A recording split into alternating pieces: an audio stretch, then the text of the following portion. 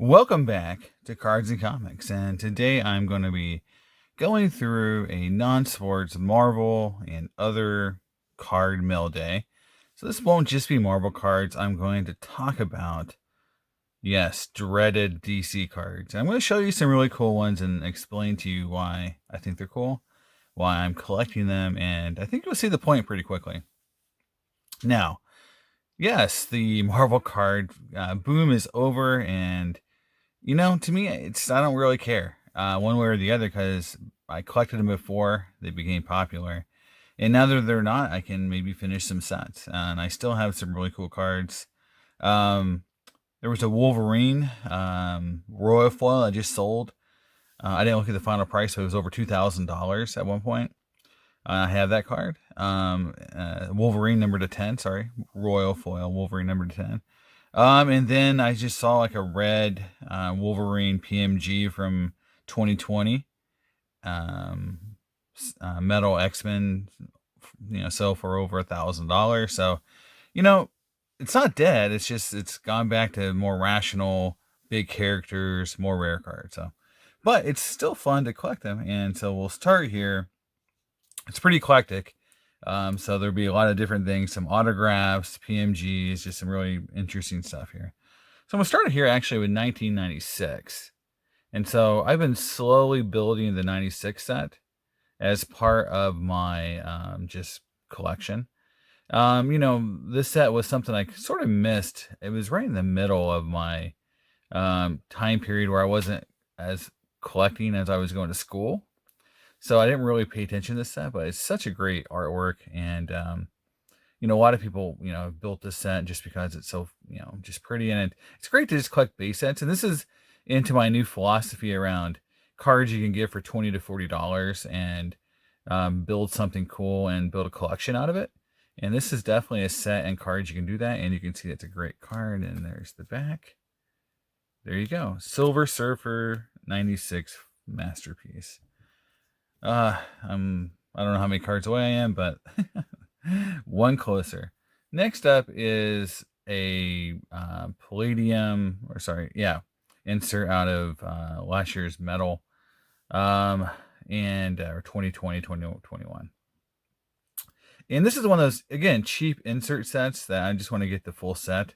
And, some of the big characters are a little expensive, but this is one of those like cool looking sets that I think you could put together and won't break the bank. So this is Mesmero, and I don't think it cost me a whole lot of dollars. So the next card I have up is again from the 2020, 2021 set. And I got this just because I was curious about these cards because I don't have any of these cards. I collected cards through ePack, but I never was able to work my way up to a base black. And that's what this card is. And the reason why I got it was because I wanted to see if there was anything special about this card. And from a design perspective, was it, they do anything cool to it? They put some etching on it. Do they do anything different to this card? And no, they didn't. And this sums up sort of the 2020, 2021 set for me in a nutshell. Was every chance that they could have done to make the cards cool or special, they didn't do. The set I'm going to compare to is the 2017 set, the Ultra Spider-Man set, and even the 18 X-Men set. At least those cards had, something going for them other than just a color, right? So whereas you can see this card, if I told you this was the base card, I don't think anyone would be like, okay, looks like a base card to me. This doesn't look like a card that you had to like trade like, I don't know, like 5 blues to get or something. Something ridiculously hard to get. No, in 17, the cards have like a really nice, almost refractor-like finish, very shiny. In 18, they have almost like an etched foil effect. And then the inserts all have something unique about them in 17, and even in 18, some of the inserts are pretty cool. In 2020, 21, they just didn't do anything to make a card this hard to get special. And that, I think, what made that set so disappointing for people who love the cards that came previously. It also, I think, makes the case that not every set, which is true, not every set is as popular as the prior, and that other cards will eventually become, more iconic because of the design. And that's where you're saying, like, I do think the 17 Ultra Spider-Man set's going to be, for some characters, the best looking version of their card that exists. And so that set's still going to be popular. Now, next up is a whole bunch of cards I picked up. Just, going through and what I call it, putting the $40 limit in effect. So none of these cost more than $40. But I was able to pick up a whole bunch of red PMGs, and my thought is I might just put the whole red PMG set together. I have a bunch of greens as well, but I've seen base character greens sell for like $1,000. I'm not paying $1,000 for M or Legion or something like that. And I actually have a Legion green just by pack pulling, but I wouldn't pay $1,000 for it, even $500. I just think that it's kind of silly, but none of these cost more than $40. So I got Kitty Pryde, Emma Frost, and again, they do Emma Frost so dirty in both the X-Men and this set, the 18 set. It's like she has so many great artists who've done her over the years. They put her with an artist that gave her like the ugliest nose in the history of Emma Frost. I just don't understand why they use this art. But Emma Frost, Boom Boom, Namor, and Deathbird, who in some cases Deathbird on other art is completely different looking. And if you know what I mean, you know what I mean. And Deathbird sometimes can look very, very, very unique in some art. So but there you go. I don't know how that was. That was 6 red PMGs. Nothing over $40 in that lot. Which to me is why I like collecting them, is because I don't have to spend a ton of money to get cards that I think are cool. And again, will they go up in value? Would it be like $1,000? No. But people like sets, and if I put the red set together, it'll be something I can keep, and then if I decide to sell it, having a full set will be kind of cool. Next up is, because I'm again trying to build the 17 set, because I have the 18 set of this, so I think I posted that a few times. So I have this full set in 18, but I don't have the full set in 17, so I am trying to get the entire 17 set. So there is Silver Sable and Electro, and 2 cards I needed for my set. Now I do have, just hanging out back here, there's the number 22, the black suit Spider-Man. So I'm looking for the Miles, hoping to have it. A few have sold recently, so I'm definitely looking forward to getting the Miles. But, a lot of people will talk about these cards because, and it's true, if you bought cards, if you've opened the product. So I know a lot of people who got into Marvel never opened the product because they just, got the cards and they didn't really understand how the sets were designed or how you would open them. But in general, in almost all years, I think in all years, the Jambalayas were case hits. They were the hardest insert to pull of all the inserts. Now, they didn't tier them. In some years, in some sets, not just in baseball, or sorry, not in Marvel, but in other sets, some years they did tiers, like they did a gold or something, or a red, colored version of Jambalayas, like in hockey. I think they did that one year. But they didn't do that for any of the sets so far. So the Jambalayas were just, the base cards, so they were harder to pull because they weren't tiered. You didn't have a 1 in 99, a 1 in 50. Like you did with PMG. So yeah, and again, these aren't awesome characters, so these didn't cost a ton, but again, trying to put the set together. Now, moving on, I'm going to talk about, actually I want to show one more card because it kind of fits the theme. I did get this card. I thought it was a good deal. It's the base or the bronze Ultra Spider-Man Moon Knight, number to 199. And yeah, I think these are just, see the difference in just how shiny they are.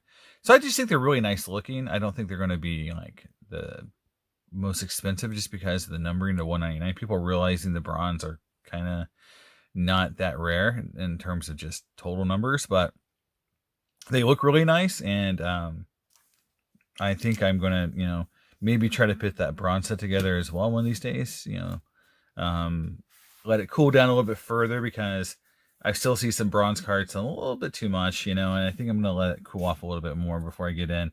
I think the red 2020 cards, I think they're at a point to where you can pick them up and not get hurt. Now, next up is a DC set, and it's a DC set that has one really unique thing going for it, and really it's two, but it's one unique thing for me. The other thing it has going for it is it has autographs of Gal Gadot, Momoa, some of the big stars who've played in DC movies, right? But the thing that's cool about it is because the DC universe and the DC card collecting side of it has never properly paid tribute or done anything with the Watchmen.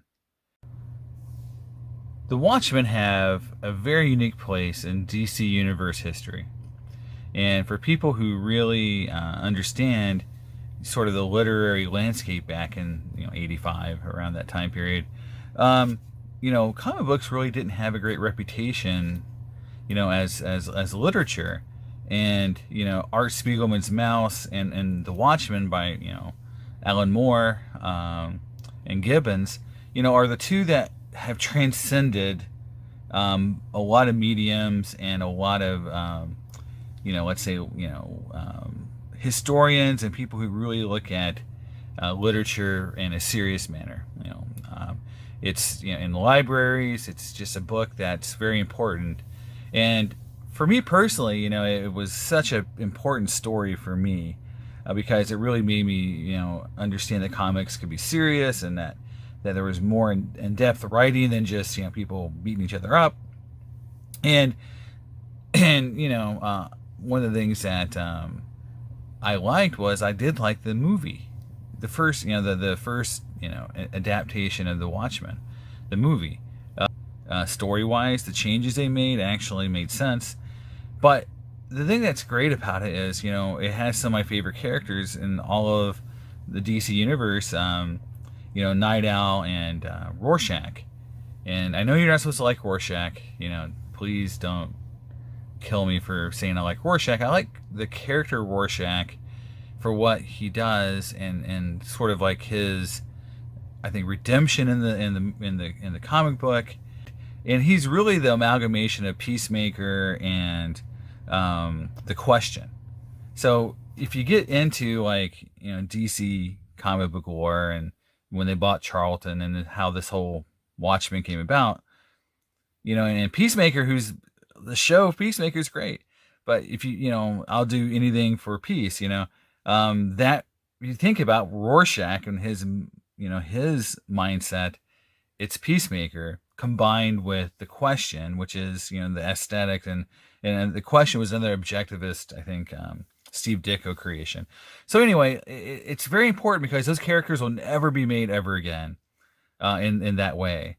And, it was cool to see them take that and do something with them. And if you actually watch the TV series, it takes it to the natural conclusion, which is kind of like the racism and sort of like, but yeah, that was implied a little bit with the Watchmen and or not heavily, it was heavily implied. And that's sort of why I like about both the series and the movie. It does kind of take it through those, natural conclusions that make sense. Now, why I'm rambling about the Watchmen is like that it's for all the greatness of the Watchmen, and you would think it would be an easy target for a card set, for something to come out of that. And I know Alan Moore and DC hate each other, so it's really hurt this kind of idea from ever coming through. But it's just like when I had my last comic book, mail day, I showed off this awesome Death cover. that they've never had a Great Death comic book cover. She's such an awesome character. Why haven't they ever done it? Why haven't they ever taken the Watchmen and did something like in cards or with a movie? You could have done all the characters and autographs. They never did it. And so there's a set from 2019 called Superheroes and Villains. It's from Cryptozoic. And so they allowed their artist to draw the Watchmen characters. And so this is the first time, in my opinion, in a product that you could buy off the shelf. This wasn't packaged as a box set. There's the Watchmen box set you can get that has cards in it and some other stuff, but it's the same thing in every one, so it's not like unique. These cards were made by artists, and so you could actually pull a Rorschach, a Dr. Manhattan card. Now, they were all sketch cards that I know of. I don't think there's any Watchmen base cards. It's all sketches. So they're all 1-of-1. Makes them even more rare, right? So they're all 1-of-1. So I've gone through and I'm trying to build myself the entire Watchmen roster, or the Minutemen, if you want to go that far. And so here's who I have so far. I've got Silk Spectre 1, and this is a great headshot. Almost like a Bombshell style art here. And again, these are all artist proofs, because I think, I don't know the history, and I want to really, if some people have opened this product up and know a little bit more about it than me, because it's just something I'm really getting into. This is from May Irving. I think that a lot of the Watchmen cards are artist proofs. And so artist proofs are where DC gave blanks to the artist to make more money, because they only paid him like so much money. So they say, okay, here's like 50 blanks. You can draw whatever you want, or draw within this framework, and then you can sell them. And so this is an artist proof. And so I'm not sure how many Watchmen non-artist proofs are actually out there. So that is the artist proof seal. So there is Silk Spectre. So that's my first Watchmen card. Watchmen number 2, the Comedian. Now, this is one of those really detailed, awesome sketches. And again, Cryptozoic made the sketch cards really cool. If you go into this set itself, it's really awesome. And again, there's Gal Gadot autos, Jason Momoa autos, tons of great autos. The price point for this product is super crazy. It's like, I think $800 when it first came out, maybe $500 when it first came out, but now it's like $800 to open this product. The Gal Gadot autos are ridiculously expensive. So people are trying to hit those kind of cards, but this is, to me, the coolest part of this product was cards like this. Now, I don't know how many, again, Watchmen cards were pack pulled versus put into artist proofs, but this is, again, another artist proof, and I don't know who the artist is. I can't, there's no signature there, but that can read. But it's, again, a great card, and you can see it's very detailed. Now, the good thing about these artist proofs, now the reason why I don't really mind this too much, because the artist proofs obviously want to sell their art cards for more money than the normal pack pull cards. So the artist proof cards are generally more detailed and sell for more money, but you get what you pay for, which is a better looking card. Next up is Night Owl, which is a great, I just love the use of color on this card. It's obviously, and again, these are obviously the movie characters, not the comic book characters, because I'm 100% sure that Alan Moore wouldn't sign off anything around the comic book characters, but the movie did such a great job at translating the costumes and the characters that they're almost the same. And I think it's great when the artist puts it together. This is Mohamed Jelani. Again, this is not an artist proof. So again, this is one that did get pulled out of a pack. And you can see it's still great artwork for not having to be an artist proof. But yeah, just great art on this card. And you can tell, I do think that the artists knew that they were doing something cool by doing a Watchmen cards, knowing that they haven't really been done before. And I do think, when I look at across the board, I've seen very few Watchmen drawn cards from the set that were not good looking sketches or just kind of phoned in. Then last up is obviously, Rorschach. This is, I think this is a good, what I like about that, it's not too photorealistic, but you can see things like rain off his hat. You can see his steam powered grappling gun there, which is always cool, and you get just the feeling of Rorschach from this gritty and dark character from this sketch, right? And again, this is Gorkin Denier. Hopefully it did not screw that up, but you can see this is an artist proof, right? So 3 out of the 4 cards I have are artist proofs, right? So I do think, what I'm going to do is I'm going to try to get every character. I need Dr. Manhattan, still Spectre 2. I think there's even Moolah or whatever, one of the villains or kind of villains that's in the set. And obviously Ozymandias. So there's still at least 4 cards I need to get of different characters. So yeah, I mean, I don't know if there's a Jubastis card. I don't know if there's a any of the other characters that are in the set, that you can get. But it's just cool that these exist, and these look really good together. And when you put the entire set together, it's going to be awesome. Now, will I get more of Rorschach cards? I might. I'm a huge Night Owl fan because Night Owl is basically Blue Beetle. And I'm a huge Blue Beetle fan. Booster Gold and Blue Beetle are my favorite comic book characters. So Night Owl by default becomes a favorite character. So there you go.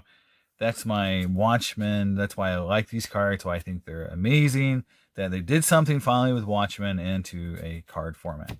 My last 2 cards, well, not my last 2, but these are my starting the autograph cards. So I picked these both at the same time from the same dealer.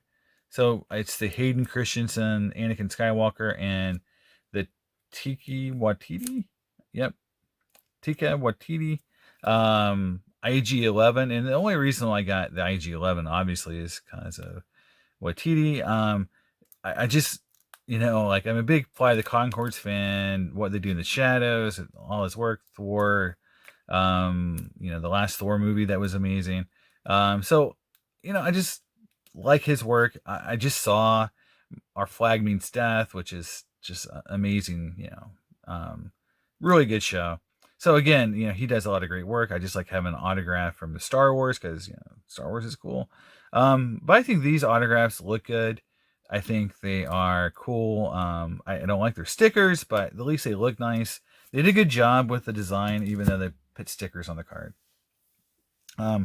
But I would say if I was anything I bought in this whole video, these are cards I'm specking on, right?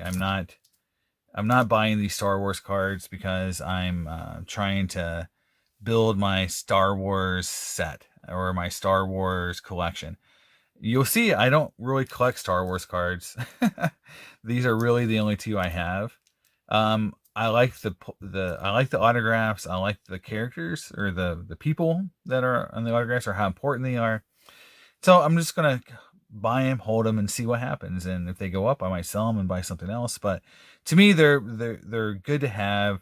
They're low risk, and they're like more of an investment than they are a collection. So, and then last but not least is my Ozzy Osbourne. This was on Instagram, but from the Osbourne set. So this is an Inkworks autograph. Now, I forget how many of these are supposed to be out there. I've heard 1,000, 700. I've heard some different numbers. So, now, the thing that's interesting about this card is I almost bought the same exact card at the Indianapolis card show I was at a couple months ago or a month ago. And it was graded a PSA 10.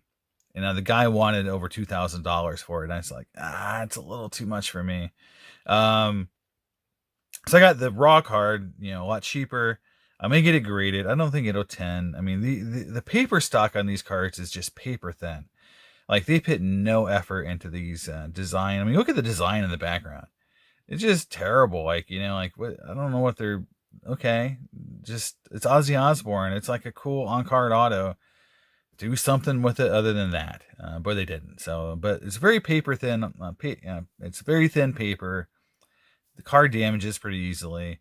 I think it's a great auto, and so just something I'm glad I picked up finally to get into the collection. I'll probably end up getting it graded at some point with some other autos I've got laying around of Griffey and some other people. So, but there you go. That's my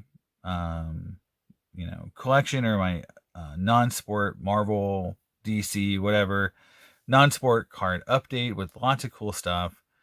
Still enjoying collecting the non-sport cards, and to me, diversification's a key. Makes things more fun and a little less risky. And when I go to shows, I sell all of it, and people look for all of it, and they enjoy it as well. So I take that as feedback that it's the right thing to do, because that's how people are collecting today more often. And so there it is. So that is my update for the month of May. So let's go 3, 2, 1.